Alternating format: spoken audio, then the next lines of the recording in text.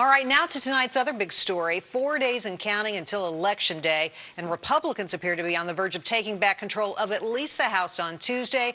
Many are pining for the days of Clinton Gingrich, but critics warn Republicans are less likely to work with President Obama than their predecessors. I'm joined now by Republican California Congressman Devin Nunes. Devin, great to see you again, sir.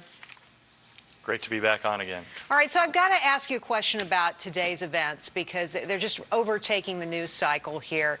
What does this tell you? Does this tell you that our spending on Homeland Security is paying off, or does it tell you that we need to do more to keep this country safe and secure?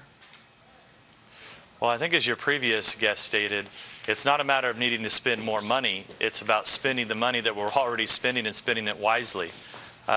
We call these folks terrorists for a reason. And this isn't going away anytime soon. And we're going to have to continue to fight this for the coming decade at least, and maybe 2 decades.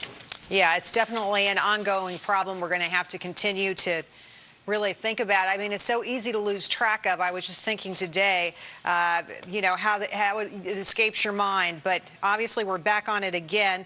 I want to talk to you a little bit now, though, about the upcoming election. There's a big expectation out there that the Republicans are going to take the House, that you and your cronies are going to be running the House of Representatives, and everything's going to be fine. The economy's going to pick up again. Everybody's going to have jobs. It's not that simple, is it? No, it's not that simple at all.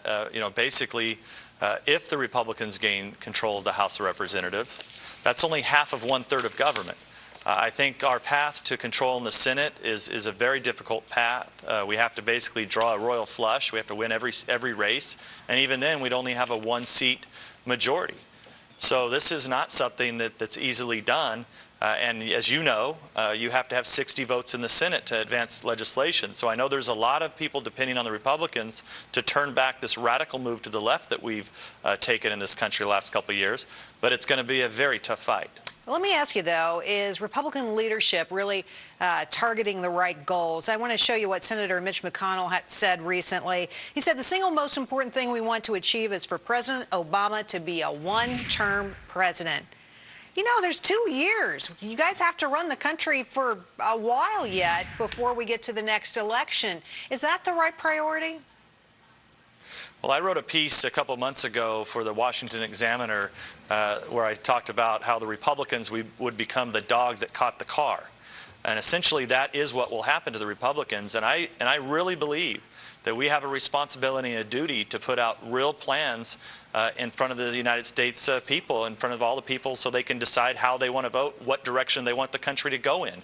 Because, you know, when you hear about people not being able to work together, and I think what Senator McConnell was talking about, is that President Obama is the farthest left-wing president we've ever had in our history.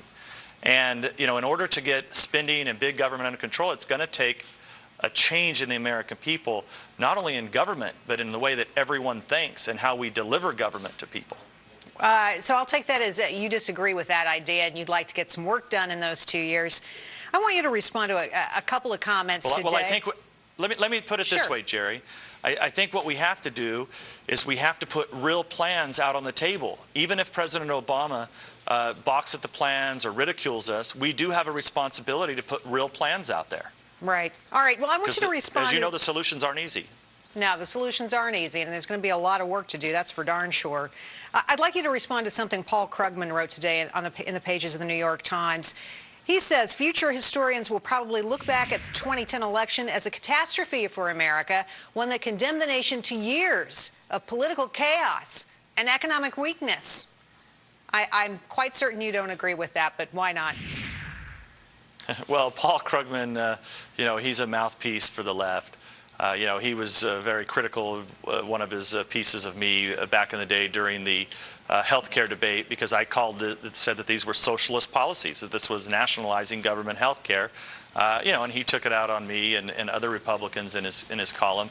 I think you just have to call it for what it is.